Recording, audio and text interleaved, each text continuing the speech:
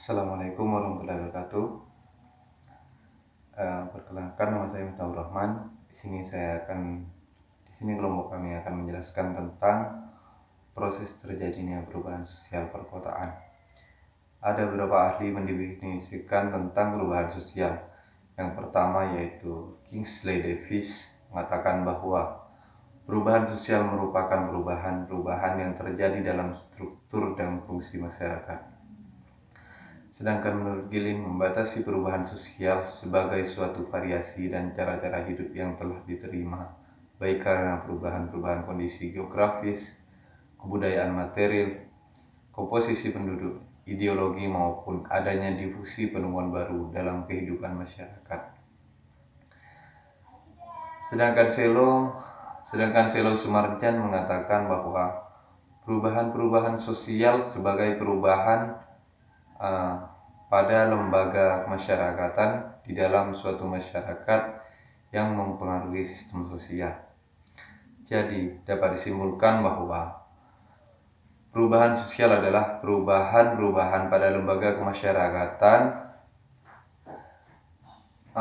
yang meliputi perubahan kondisi geografis, kebudayaan, material, komposisi penduduk, ideologi maupun adanya difusi penemuan baru dalam kehidupan masyarakat yang mempengaruhi sistem sosial.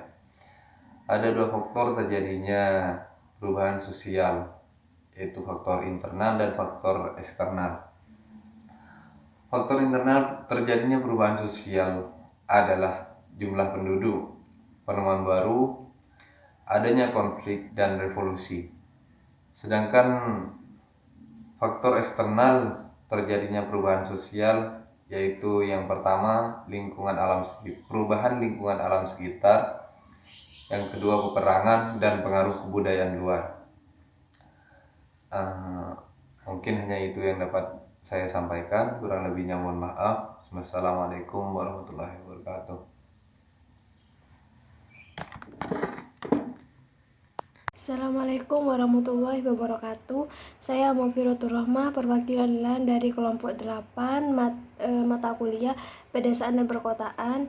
Baik, di sini saya akan menjelaskan tentang proses perubahan sosial, di mana seorang ahli sosiologi Amerika merupakan ilmu pertama yang melakukan penelitian terperinci yang menyangkut proses perubahan sosial yang sebenarnya.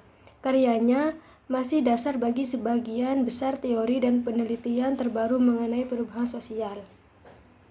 Mengatakan bahwa penemuan, invensi, dan difusi adalah proses perubahan sosial. Penemuan merupakan persepsi manusia yang dianut secara bersama mengenai suatu aspek kenyataan yang semula yang sudah ada. Penemuan baru menjadi suatu faktor dalam perubahan sosial jika hasil penemuan tersebut dapat didaya gunakan dan diterapkan untuk sesuatu kegunaan baru. Invensi seringkali disebut sebagai suatu kombinasi baru atau cara penggunaan baru dari pengetahuan yang sudah ada. Dapat dibagi menjadi dua klasifikasi, yaitu invensi material dan invensi sosial.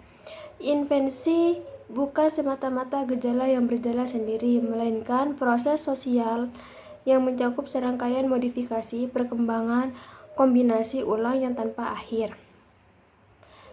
Difusi kebanyakan perubahan masyarakat yang dikenal merupakan hasil dari proses pembayaran unsur budaya dari suatu kelompok yang lainnya. Difusi terjadi apabila ada beberapa masyarakat yang saling berhubungan. Yang pertama, penyesuaian terhadap perubahan masyarakat selaku menghendaki keseimbangan sosial di mana lembaga sosial yang inti atau pokok diharapkan dapat dan tetap berfungsi secara baik. Yang kedua, saluran perubahan sosial.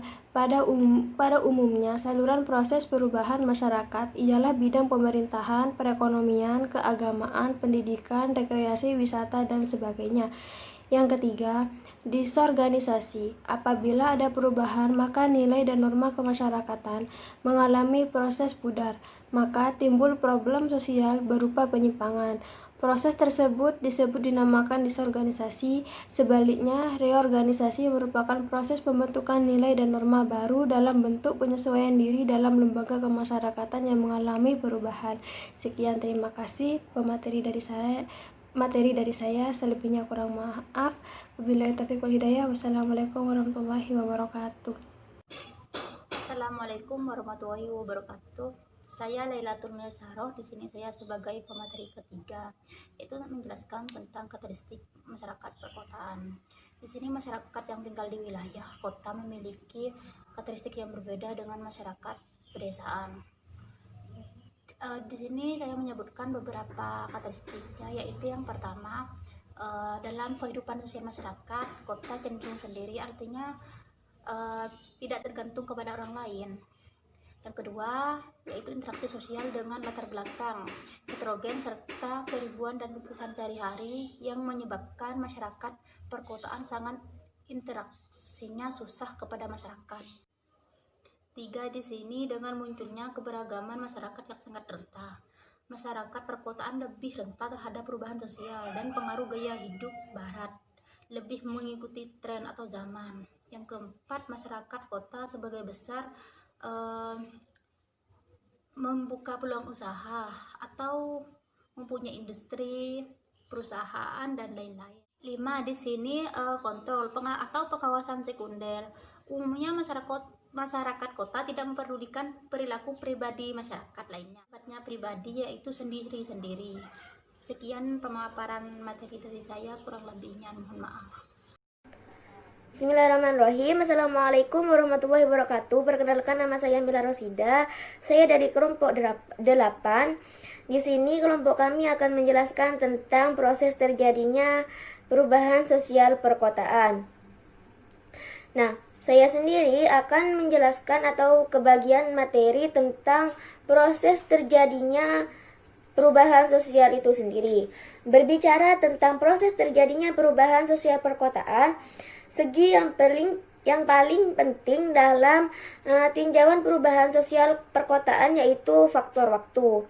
Maksudnya, bagi seorang pendatang, proses penyesuaian diri dengan struktur sosial baru itu memerlukan waktu yang agak lama atau bisa dikatakan sangat lama bagi mereka yang memang sebelumnya jarang berinteraksi dengan masyarakat, atau bagi mereka yang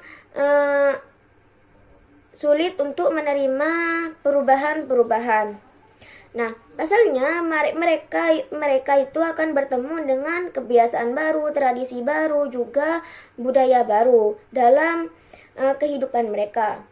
Kemudian, dalam sosial perkotaan, penyesuaian diri dengan struktur sosial baru itu terjadi di semua sektor kehidupan kota tersebut, yang mana perubahan itu juga di bawah pengaruh sifat kota yang khas itu sendiri. Gides Joubert mengatakan bahwa ada 3 tingkatan pergerakan masyarakat hingga menjadi masyarakat perkotaan. Yang pertama yaitu pre-urban feudal society, yaitu masyarakat feodal sebelum adanya kota. Yang kedua yaitu pre-industrial feudal society, yaitu masyarakat feodal sebelum adanya industri. Dan yang terakhir yaitu modern industrial feudal society, yaitu masyarakat feodal dengan industri maju. Selain 3 hal tersebut, perubahan sosial perkotaan yang dimaksud di sini adalah perubahan status sosial seseorang yang menginginkan kenaikan jenjang kemasyarakatan atau social climbing. Dalam hal ini, masyarakat perkotaan dapat menaikkan social climbingnya melalui profesi yang dimilikinya. Artinya apa? Masyarakat perkotaan bisa mengubah jenjang kemasyarakatannya di suatu masyarakat tersebut melalui profesi yang dimilikinya. Baik, hanya itu yang dapat saya sampaikan. Kurang lebihnya mohon maaf. Wassalamualaikum warahmatullahi wabarakatuh.